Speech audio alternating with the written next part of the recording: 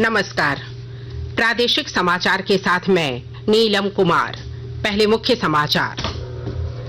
G20 शिखर सम्मेलन के दूसरे दिन आज नेता और प्रतिनिधिगण महात्मा गांधी को श्रद्धांजलि देने के लिए राजघाट पहुंच रहे हैं। प्रधानमंत्री नरेंद्र मोदी कर रहे हैं अगवानी। G20 शिखर सम्मेलन के नेताओं ने नई दिल्ली घोषणा को स्वीकार किया।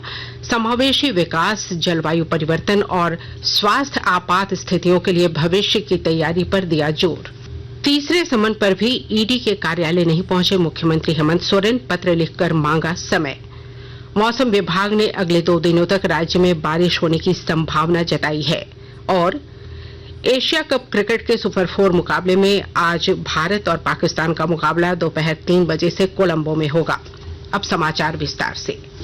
G20 शिखर सम्मेलन के दूसरे दिन आज विश्व नेता और प्रतिनिधि महात्मा गांधी को श्रद्धांजलि देने के लिए राजघाट पहुंचने लगे हैं। प्रधानमंत्री नरेंद्र मोदी उनकी अगवानी कर रहे हैं। G20 नेताओं के 18वें शिखर सम्मेलन में कल नई दिल्ली घोषणा को स्वीकार कर लिया गया। इसमें समावेशी विकास, जलवायु परिवर्तन के संकट से निपटने के लिए कार्रवाई तेज करने और भविष्य में स्वास्थ्य आपात स्थितियों के दौरान अधिक मात्रा में चिकित्सा आपूर्ति तैयार रखने के उपायों पर जोर दिया गया है। प्रधानमंत्री नरेंद्र मोदी ने एक परिवार विषय पर आधारित सम्मेलन के दूसरे सत्र में यह जानकारी देते हुए कहा कि हमारी टीम के हार्ड वर्कर्स और आप सभी के सहयोग से नई Delhi G20 leaders summit declaration पर सहमति बनी है। मेरा प्रस्ताव है कि इस लीडर्स डिक्लेरेशन को भी अडॉप्ट किया जाए। मैं इस डिक्लेरेशन को अडॉप्ट करने की घोषणा करता हूं।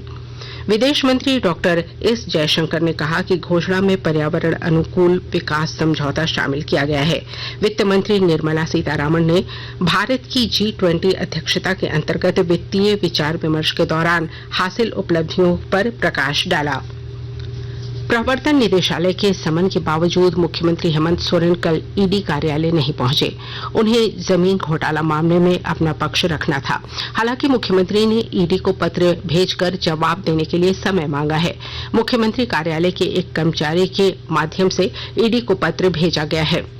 गौरतलब है कि 9 सितंबर को हेमंत सोरेन को ईडी ऑफिस में जाकर अपना पक्ष रखना था, लेकिन G20 में राष्ट्र अध्यक्षों के लिए राष्ट्रपति द्रौपदी मुर्मू द्वारा आयोजित रात्रि भोज में सम्मिलित होने के निमंत्रण पर मुख्यमंत्री हेमंत सोरेन दिल्ली रवाना हो गए हैं।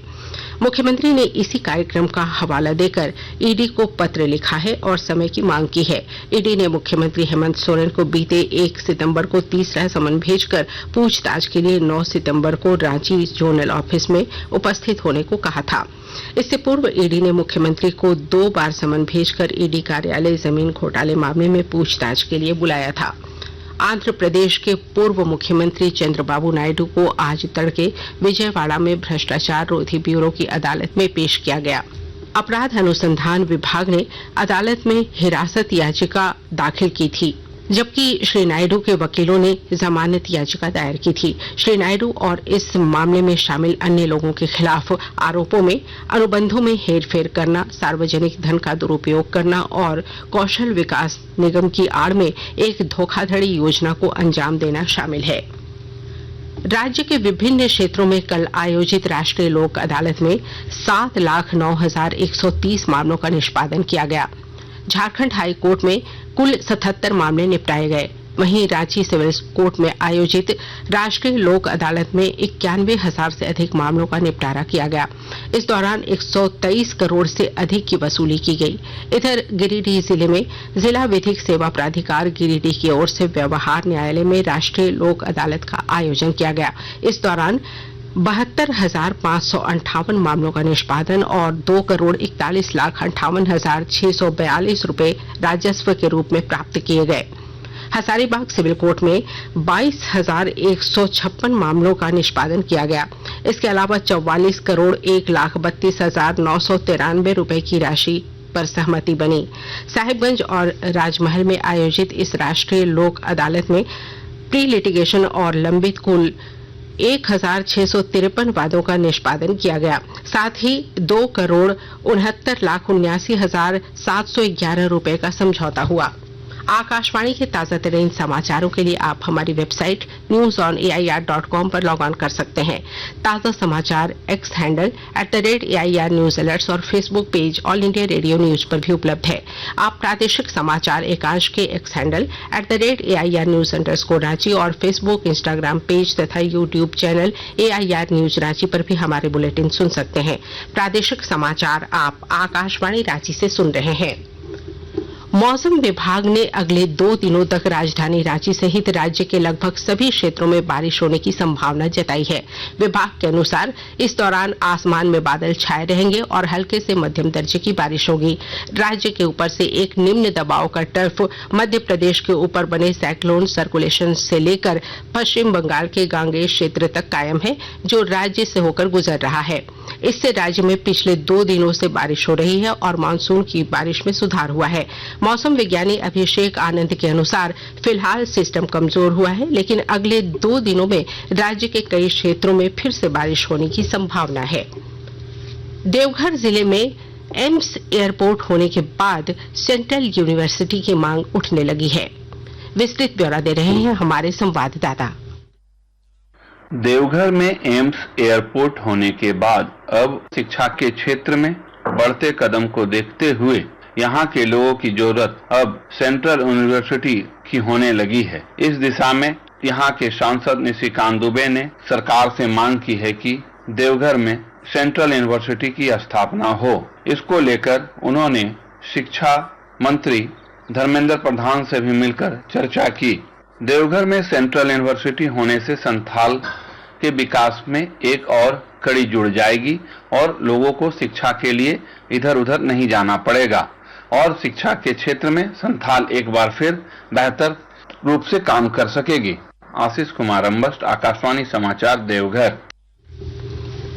दक्षिण पूर्व रेलवे के जनरल मैनेजर अनिल मिश्रा ने हटिया राउरकेला में चल रहे डबलिंग कार्य का जायजा लिया।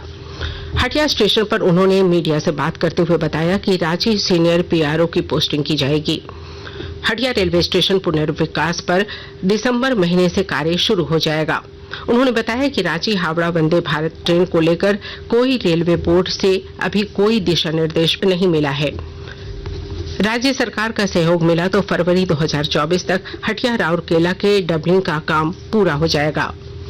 एशिया कप क्रिकेट में आज कोलंबो के प्रेमदासा अंतर्राष्ट्रीय क्रिकेट स्टेडियम में सुपर 4 के मुकाबले में भारत का मुकाबला पाकिस्तान से होगा। यह मैच दोपहर 3 बजे से खेला जाएगा। दोनों देशों के बीच सुपर 4 के इस मैच के लिए एक दिन अलग से रिजर्व रखा गया है। अगर बारिश के कारण आज का मैच रोक दिया जाता है तो यह मैच कल वहीं से आगे खेला जाएगा। एशिया कप में सुपर 4 मुकाबले का यह तीसरा मैच है। कल रात कोलंबो में सुपर 4 के दूसरे मैच में श्रीलंका ने बांग्लादेश को 21 रन से हरा दिया। श्रीलंका के 258 रन के लक्ष्य के जवाब में बांग्लादेश की टीम 48 ओवर और 1 गेंद में 236 रन पर सिमट गई। और अब अखबारों की सुर्खियां।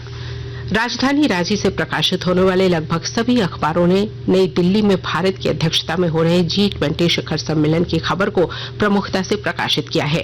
प्रभात खबर ने अपनी सुर्खी बनाते हुए लिखा है, भारत जुड़ेगा पश्चिम एशिया और यूरोप से। हिंदुस्तान खबर ने भी G शिखर सम्मेलन में हुई घोषणा को प्रमुखता से प्रकाशित करते हुए हेडलाइन बनाई है, भारत से यूरोप तक कॉरिडोर बनेगा। दैनिक भास्कर ने अपने पहले पन्ने पर लिखा है, भारत से यूरोप तक समृद्धि का गलियारा। दैनिक जागरण की सुर्खी है, ऐतिहासिक नई दिल्ली घोषणा पर बनी सर्वसम्मति। रांची एक्सप्रेस ने लिखा है, शानदार भारत, G20 में देश की बड़ी कामयाबी, घोषणा पत्र मंजूर। टाइम्स ऑफ इंडिया ने भी लिखा है, मेगा कॉरिडोर प्लान भारत को एशिया और यूरोप से जोड़ेगा। और हिंदुस्तान टाइम्स की सुर्खी है, G20 के नेताओं ने नई दिल्ली घोषणा को किया स्वीकार। और अब अंत में मुख्य समाचार एक बार फिर। G20 शिखर सम्मेलन के दूसरे दिन आज नेता और प्रतिनिधिगण महात्मा गांधी को श्रद्धांजलि देने के लिए राजघाट पहुंच रहे हैं। प्रधानमंत्री नरेंद्र मोदी कर रहे हैं अगवानी। G20 शिखर सम्मेलन के नेताओं ने नई दिल्ली घोषणा को किया स्वीकार। समावेशी विकास, जलवायु परिवर्तन और स्वास्थ्य आपात स्थितियों के लिए भविष्य की तैयारी पर दिया जोर। तीसरे समन पर भी ईडी के कार्यालय नहीं पहुंचे मुख्यमंत्री हेमंत सोरेन, पत्र लिखकर मांगा समय। मौसम विभाग ने अगले 2 दिनों तक राज्य में बारिश होने की संभावना जताई है। और एशिया कप क्रिकेट के सुपर 4 मुकाबले में आज भारत और पाकिस्तान का मुकाबला दोपहर 3 बजे से कोलंबो में होगा। इसके साथ ही आकाशवाणी रांची से प्रादेशिक समाचार का ये बुलेटिन समाप्त हुआ। नमस्कार।